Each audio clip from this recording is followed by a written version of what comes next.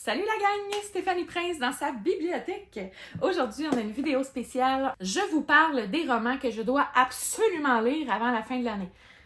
J'avoue qu'il y a beaucoup de briques, il y a beaucoup de pavés dans ce décompte. Ça me fait un peu peur. Surtout que j'ai beaucoup moins de temps pour lire ces temps-ci, donc ça va diminuer énormément ma quantité de lecture d'ici la fin de l'année. Honnêtement, je commence à douter de ma réussite de mon objectif Goodreads. Bref, ça sera à suivre. J'ai hâte de vous présenter ces titres-là. Donc, après ceci.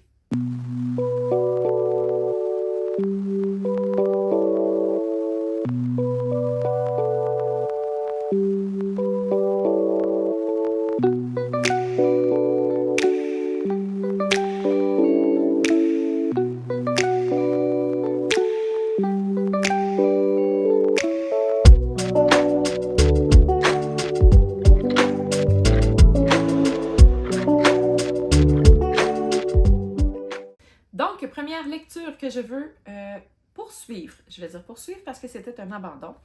Il s'agit de Crescent City, tome 2. Maison du ciel et du souffle. J'ai entendu parler que la fin avait un énorme cliffhanger. Je veux savoir c'est quoi. Là, je me suis rendue à la page 390. Est-ce que je me rappelle du début? Je suis pas certaine, donc je vais aller peut-être relire un petit peu les résumés. Sinon, je vais juste essayer de continuer puis voir si je suis totalement. Comme là, je vois le nom d'un personnage et je me rappelle pas du tout c'est qui. Donc, je vais peut-être devoir aller lire les résumés. Est-ce que je pense que je vais plus vous résumer le premier que le deuxième parce que je ne vais pas vous donner d'informations. Donc, dans ce livre, on est entouré d'un univers avec des anges, avec des ailes. Il y a des loups, genre loups-garous. Il y a des bestioles de la mer, si je peux dire. Il y a toutes sortes de choses, honnêtement. Genre même des vampires. Des démons. En tout cas, il y a bien des affaires. Il y a une romance aussi qui s'est développée dans le tome 1 que j'ai hâte de voir poursuivre parce que, bon, ça va être un peu différent à partir de maintenant. Ceci dit, tu sais, je l'ai poursuivi, là, on s'entend, j'ai ça de lu, mais je me rappelle pas. Honnêtement, j'ai des doutes sur le fait que ce livre-là va être un coup de cœur. C'est juste une question de curiosité. Je veux savoir c'est quoi le punch de la fin. Ça a l'air que tout le monde est étonné. Fait que, c'est moi qui est difficile à étonner. J'espère vraiment l'être. C'est mon objectif. Donc, voilà. Dans ce tome-ci, bon, dans le tome 1, on a combattu beaucoup. Il s'est passé énormément de choses. On a perdu des personnages. Donc, j'ai hâte de voir dans ce tome-ci comment que ça va revirer. De ce que j'ai compris, les Astéries, qui sont comme les anges, justement, là, ont pas mal le pouvoir sur la ville, sur bon, tout ce qui entoure, etc. Et il y a comme un groupe rebelle qui apparaît. J'ai bien hâte de voir ça. Ça me fait penser, c'est sûr que c'est de la fantasy urbaine, mais ça me fait penser à de la dystopie, parce que bon, il va y avoir un soulèvement et tout ça, je pense, j'imagine. Et j'ai vraiment hâte de découvrir ça. Je suis curieuse. Ouais. Mais c'est ça. Il me reste combien de pages en tout? Ah, moins de 1000, à peu près 920 à peu près. Fait qu'un bon 600 pages. C'est quand même moins pire, là. Ça diminue la grosseur de la brique si j'ai une partie de lu. Fait que ça devrait bien aller. Alors, c'est un des livres que j'aimerais avoir terminé d'ici la fin de l'année. Je vais vous faire probablement une nouvelle vidéo au début de l'année 2025 pour vous faire un update pour voir si j'ai respecté ma promesse à moi-même. Donc, à suivre, j'ai hâte de voir si je vais le continuer. Je le laisse en haut en permanence pour que justement il soit à portée de main quand que je choisis mes lectures. Si je veux choisir rapidement, poup, il est déjà là. Donc, à suivre. On va voir Sarah J. Maas. Alors, c'est ça. Ensuite, c'est une autre suite. J'ai pas beaucoup de langage, de variété de vocabulaire. Là, je viens d'avoir du doré sur les mains, donc ça m'inquiète. Il s'agit de l'Empire d'Or, le 3e tome de la série Daevabad.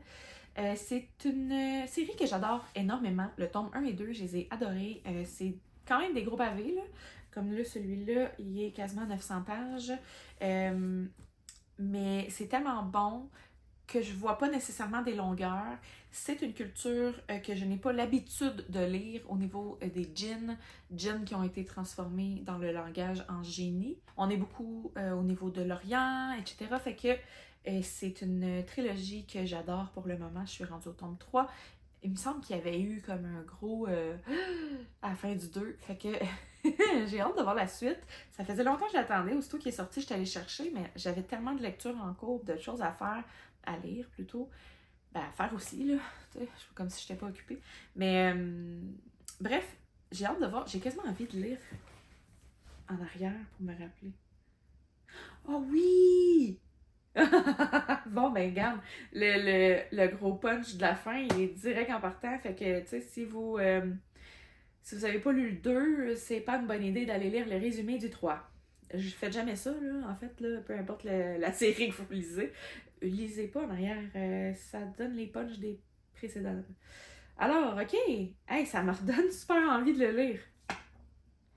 Mon livre que je suis en train de lire, j'ai lu à peu près la moitié, puis il y a vraiment pas beaucoup de pages.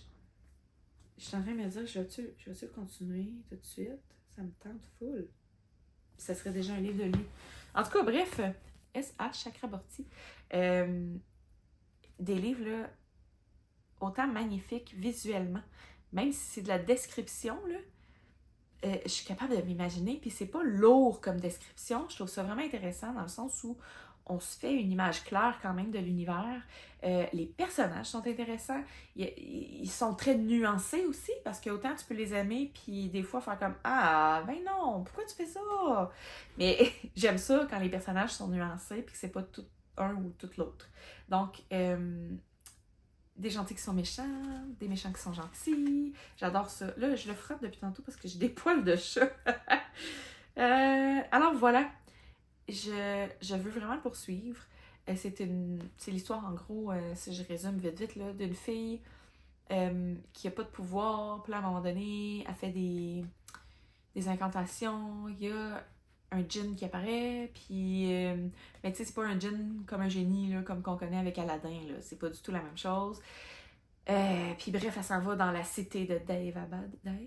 Ouais, Daevabad. Puis bon, bref, il se passe tellement de choses là-bas, je peux pas rentrer dans les détails, mais c'est intéressant. Puis il y a pas vraiment de romance. Puis en même temps, des fois, un petit peu, on dirait. En tout cas, ouais. Hey, je pense que je vais le lire dans pas long. Ça me tente. En tout cas, bref, voilà. Donc, l'Empire d'Or, c'est une prochaine de mes lectures pour d'ici la fin de l'année 2024.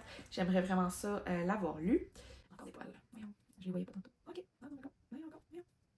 Ah oui, regardez. Tu sais, j'ai des chats et en haut, mes livres sont pas protégés. Donc, c'est ça. Alors, lecture à venir. J'aimerais ça vous en faire un avis bientôt. Est-ce que tous ces livres-là, je vous fais pas d'avis? Je vais vous faire des avis dans des vidéos précises, là, parce qu'il y en a qui ont des catégories. Je vous en parle. Alors, le prochain, il s'agit de Keleana, tome 2, de Sarah J. Maas, la reine. Ah, ben c'est aussi la reine sans couronne. Bon, j'en ai tellement entendu parler. J'ai beaucoup aimé le tome 1, mais le tome 1, j'avais trouvé que ça ressemblait énormément à la sélection. Pas vraiment avec du combat. J'avais été surprise parce que je m'attendais à ça. C'est aussi des romans de fantasy, puis il n'y a pas eu de fantasy avant genre la fin.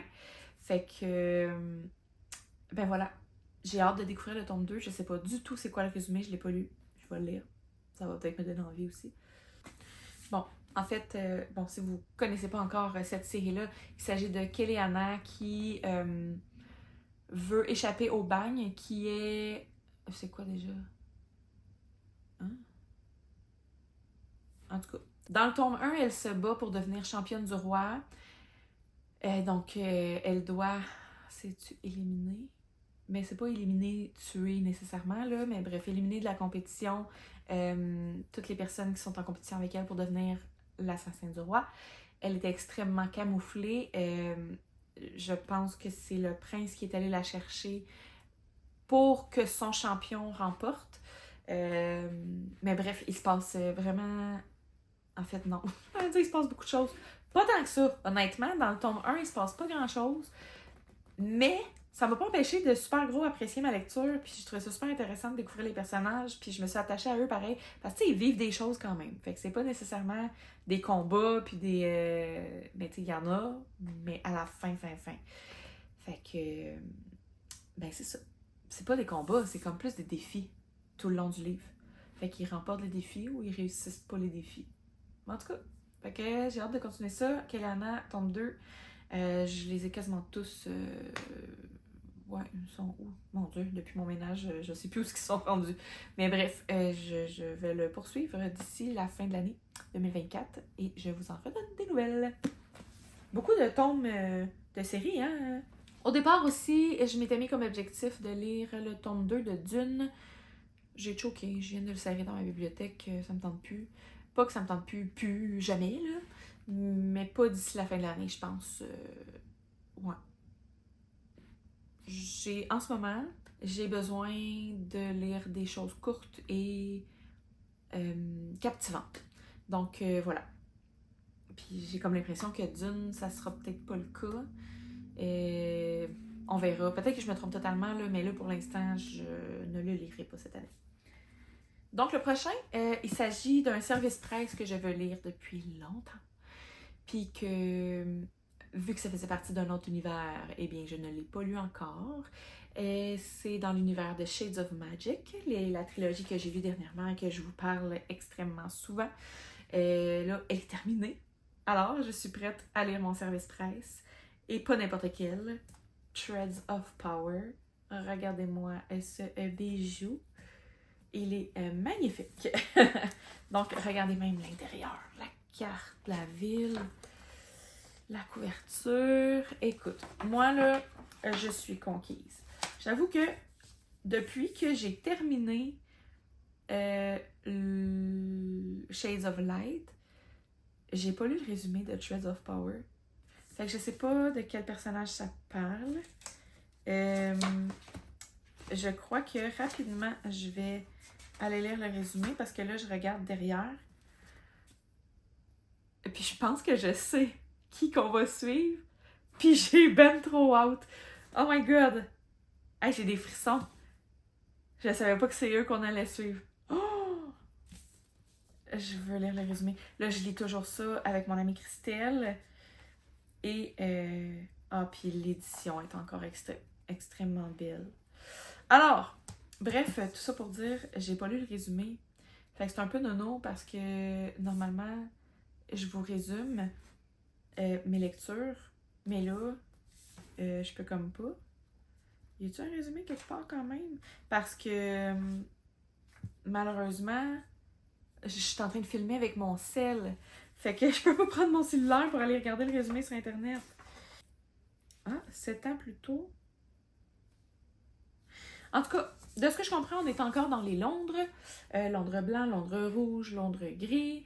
Il y a le noir aussi, mais je ne crois pas qu'on va y retourner. Ou peut-être, j'ai aucune idée. Bref, on va suivre deux personnages qui sont dans les précédents tomes. De ce que je comprends, c'est quand même une série à part. Fait que c'est pas une continuité, mais en même temps, si on suit ces personnages-là, c'est une continuité en certains sens. Ben, bref. Donc, j'ai hâte de découvrir ça, puis j'ai hâte de vous en reparler. C'est un service presse que Interforum m'a envoyé, donc je les remercie infiniment. Et j'ai bien hâte de découvrir ça, et je vous tiens au courant, bien évidemment. Ensuite, mes 3 prochaines lectures que j'ai à vous présenter, ce sont des livres, des romans que je voulais lire dans le cadre de mes lectures de booktubeuses québécoises. Donc, ma première lecture de ce défi-là que je me donnais, il s'agit de 22-11-63 de Stephen King. Comme vous pouvez le remarquer, il y a un signet dedans, donc il est pas abandonné parce que c'était une lecture audio que j'ai fait. J'ai mis mon signet où j'étais rendue dans l'audio. C'était un prêt bibliothèque, donc mon prêt est échu. Il faudrait vraiment que je lis beaucoup en audio pour pouvoir l'avancer. Pourquoi pas? Je pense que je vais le louer bientôt, puis je vais faire ça. Donc voilà, en gros, je vous résume l'histoire. C'est de bien entendu Stephen King, il est écrit en gros. Donc, il s'agit ici d'un homme qui travaille dans une école et il va au fast-food de temps en temps. Puis à un moment donné, le gars du fast-food, il dit Hey, viens dans mon backstore. Puis il se ramasse le 22 novembre. Non, c'est pas vrai, pas en 63. Il apparaît en 58. Voilà. Il apparaît en 1958, 5 ans avant le décès de John F. Kennedy. Donc, président des États-Unis à ce moment-là. On veut changer l'histoire. C'est un retour dans le passé. Pour le moment, honnêtement, j'avais peur de trouver ça long. En fait, je l'ai commencé papier au départ. Je vais être honnête, OK? Je l'ai commencé papier au départ. Je me suis rendue à la page comme 45. Ben, mettons, le chapitre 2, c'est 47. Je dois m'être arrêtée là. Genre, 2 pages avant, j'étais comme, ah ouais, c'est bon, je suis vraiment dedans. Puis 2 pages après, je fais, hey, fuck off, ça me tente plus. Fait que je sais pas si c'est une question de mood, mais tu sais, Stephen King met énormément de descriptions. Puis je pense que c'est ça qui coupe un peu mon rythme à moi. Et puis c'est un gros livre, là, tu sais, c'est le format de poche, il y a plus de 1000 pages.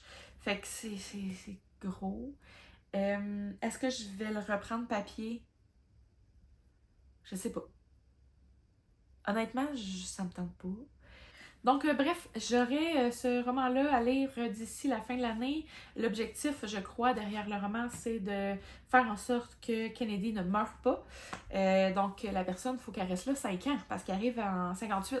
Fait que, tu sais, il a le temps de se créer une vie et tout ça. Puis là, tu sais, il connaît des gens aujourd'hui qui ont vécu des choses atroces dans le passé. Fait que il va peut-être vouloir essayer de changer ça. En tout cas, bref, j'aime les voyages dans le temps, mais tu sais, des fois, ça prend juste un petit détail puis tout est scrap. Fait que c'est un peu stressant à ce niveau-là. Hey, j'arrive pas. Je vais vous tenir au courant. Quand je vais avoir terminé de lire, je vais vous faire une vidéo spéciale pour ma lecture des recommandations de booktubers québécoises. Donc, voilà. Entre autres, j'ai celui-là à lire. Ensuite, c'est un roman qui est une recommandation aussi. En passant, je nommerai pas les booktubers tout de suite parce que je vais garder la surprise à ce moment-là. Il y en a certaines qui sont au courant, mais bref, à suivre, on verra. Ce roman-là, je l'ai acheté suite à la recommandation de ma biblio-perso, Marie-Claude, qui avait vraiment aimé. La raison pourquoi je l'avais pas pris à la base, malgré que j'entendais des bons commentaires, c'est que quand j'ai étudié, moi j'ai des rigidités, vous le savez, hein. Quand j'ai étudié en littérature, j'ai eu une de mes enseignantes qui a vraiment insisté pour me faire comprendre que on met pas le mot ça dans un roman. C-C-D-A. On met pas ça dans un roman. Alors, j'essaie moi-même de ne pas en mettre ou d'en mettre le moins possible. Puis là, ben, il y a Jusqu'à ce que ça fasse bang d'Alexandra Larochelle, il y a ça dans le titre. Fait qu'on dirait que j'ai eu comme un blocage psychologique. Je l'ai acheté comme de reculons. Mais ma curiosité était piquée, puis je voulais découvrir quand même. Mais on dirait que j'avais un blocage à cause de ça. Et ben voilà, là, j'aurais pas le choix. J'ai choisi dans mes recommandations de Booktubers ce livre-là. Il s'agit, je crois, d'une histoire un peu de... Pas un peu, mais je crois, de violence conjugale. Donc, jusqu'à ce que ça fasse bang, ça vous nomme un peu ce qui se passe. Bref, je suis bien curieuse de découvrir ce roman-là. Je suis très intriguée. En gros, c'est l'histoire d'une jeune femme qui vit avec un homme qu'elle aime éperdument. Elle vit, je crois, en campagne. Puis, c'est l'homme de sa vie, etc. Puis, à un moment donné, elle déménage-tu? En tout cas, elle quitte sa région. Donc, j'imagine qu'elle déménage. Et elle s'en va au cégep et commence à voir l'infinité de possibilités d'une vie heureuse. Et se rend compte que peut-être son chum veut pas nécessairement son bonheur. Donc, je veux vraiment découvrir ça. J'ai hâte de lire. Tu vois, là, je lis l'arrière, puis ça pique encore ma curiosité. Donc, je suis curieuse, j'ai vraiment hâte. Là, je viens de voir que ça parle des relations toxiques. Fait que violence conjugale, je ne suis pas certaine, mais assurément violence toxique. Alors, voilà, j'ai vraiment hâte de découvrir ça. Désolée, le petit sticker, je vais l'enlever à ma lecture. Fait que quand je vais faire mon avis, il sera plus là. Donc, à lire avant la fin de 2024. Ensuite, on sort les livres des abîmes. C'est mon plus vieux livre de ma palle. C'est un livre que j'avais quand j'étais toute petite, peut-être début du secondaire, fait que 12, 13 ans peut-être que j'ai eu ce livre-là. C'est ma mère qui me l'avait donné. Ma mère n'est pas une grande liseuse. Je m'en suis débarrassée. Puis dernièrement, je l'ai vu dans la même édition qu'elle m'avait donnée. Donc je l'ai repris parce que j'ai regretté de m'en être débarrassée. Je pense que c'est la grosseur qui m'avait fait peur parce que oui, c'est encore une brique ou un pavé. Il s'agit de Le Prince des Marées de Pat Conroy. Je pense que c'est le genre de livre que je vais découvrir à la fin avant. Juste en voyant la couverture. Il s'agit d'une histoire d'enfant et tout ça. C'était un vieux livre. Une vieille édition. C'est quoi l'année pour le fun? 86. Je n'étais pas née. Et ça a été réimprimé en 88 pour la traduction française. J'étais née. Donc voilà. Je viens de faire le résumé puis j'ai des frissons. C'est pas du tout l'histoire à laquelle je m'attendais. Pas sûr finalement je vais découvrir la fin. Ben, peut-être là. Mais en gros, c'est une famille. Les Wingo. Donc, il y a le père, violent destructeur, pêcheur de crevettes, la mère, fantasme, mythomane et arriviste. Ah, mythomane, ok. Si je me trompe pas, ça veut dire qu'elle aime mentir. Luke, le fils aîné, un dur au cœur tendre, ok, est prêt à donner sa vie pour défendre l'île où il est né. Tom, son frère, est narrateur du roman. Donc, c'est un adulte qui parle. Moi, je pensais que c'était une histoire d'enfant. C'est un adulte qui parle, il est au chômage, trompé par sa femme, prêt à tout pour sauver sa soeur jumelle, Savannah, des griffes de la folie et du suicide. C'est là que j'ai un petit doute. Le Prince des Marées, tu sais, genre, il est arrivé quelque chose quand elle était petite. Ça m'a l'air d'être ça. C'est une petite fille avec un petit gars. En tout cas. Bref, je suis très curieuse et je suis énormément heureuse d'avoir lu le résumé parce que ça attire à nouveau, ça attise mon intérêt à nouveau. Alors, voilà, j'ai hâte de découvrir ça. Je suis tellement intriguée que j'ai envie de le commencer là. Je peux pas. Donc voilà, je vais lire ce roman avant la fin 2024. Donc, c'était mes 7 suggestions. Pas suggestions, mais mes 7 lectures à lire avant la fin de l'année. Et j'espère que vous avez aimé cette vidéo. S'il y en a que vous avez lu et que vous voudriez que je lise en premier, n'hésitez pas à venir me le dire en commentaire. Ça va peut-être me motiver justement à les sortir plus rapidement puis à me lancer enfin. À ce jour, on est le 18 mai. Donc, on arrive vers le 1er juin. Fait que dans un mois et demi, la moitié de l'année va être finie. Fait que c'est des gros livres. Faut que je me lance là, assez vite. Si j'en ai 7, faudrait que j'en lise un par mois. Ouais, à partir de juin. Un par mois. Je peux faire ça. Donc, si vous avez aimé cette vidéo, vous pouvez cliquer sur le petit pouce et pour voir les suivantes, vous pouvez vous abonner avec la petite cloche. Et donc, j'espère que vous avez passé un bon moment et que vous allez passer une belle semaine. Donc, on se revoit la semaine prochaine. Je vous dis à la prochaine!